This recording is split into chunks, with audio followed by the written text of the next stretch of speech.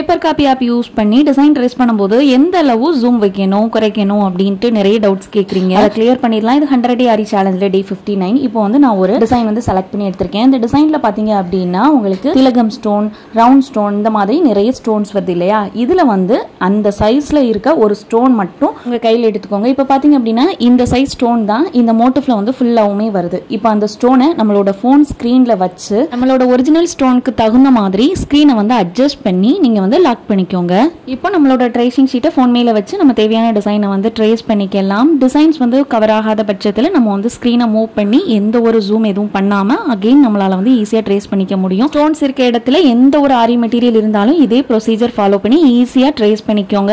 Online ஆரி embroidery வீட்டில் இருந்தே கற்றுக்கணும்னு விரும்புறீங்க அப்படின்னா வெறும் 999க்கு 4 month டியூரேஷனில் சொல்லி கொடுத்துருக்கோம். பேசிக் டு அட்வான்ஸ் வரைக்கும் கவர் பண்ணுறோம். தேவை அப்படின்னா ஸ்க்ரீனில் பார்க்குற நம்பருக்கு வாட்ஸ்அப் பண்ணி ஜாயின் பண்ணிக்கோங்க. Please follow and subscribe.